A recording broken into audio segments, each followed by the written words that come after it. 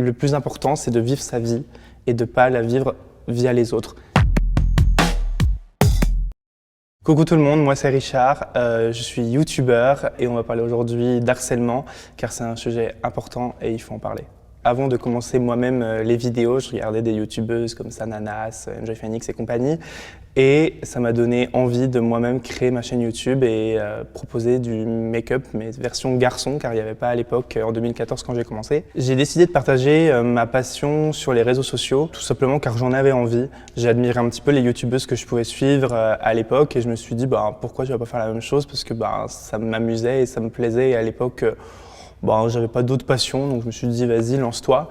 Et aussi pour montrer que les garçons peuvent aussi se maquiller, prendre soin d'eux. J'avais envie de représenter ça et d'exprimer haut et fort que les garçons et le maquillage, c'est ok, comme les filles et le maquillage. Ma famille, mon entourage a plutôt bien réagi à tout ça. Ma maman comprenait pas trop pourquoi je parlais à une caméra seule dans ma chambre, mais elle m'a jamais empêché, elle m'a toujours soutenu et je pense que c'est aussi grâce à ça et je suis content d'avoir une maman qui m'a toujours soutenu dans ce que je faisais et m'a jamais bridé ou empêché de suivre mes passions. Les critiques sur les réseaux sociaux, bien sûr, on en a des tas et des tas, ça va avec les vidéos. Ça m'a jamais empêché de continuer vu que j'ai connu le harcèlement dans la vraie vie.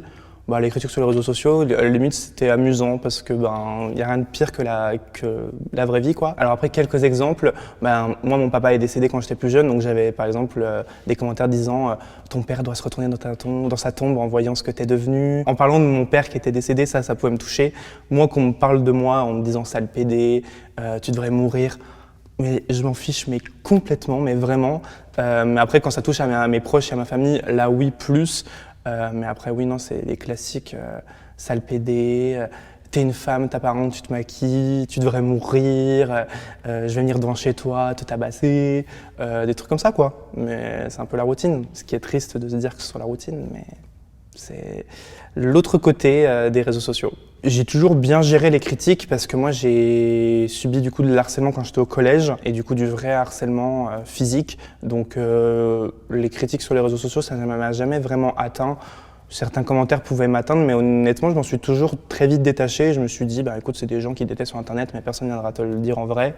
Et jusqu'à maintenant personne n'est venu me le dire en vrai au bout de 8 ans presque sur les réseaux sociaux. Donc non je m'en suis toujours détaché et je m'en suis toujours moqué et je me suis dit de toute façon la différence pose problème. Et donc du coup je me suis dit c'est bien Richard, continue à poser problème et à embêter des gens, tant que toi tu fais ce que t'aimes, c'est le principal.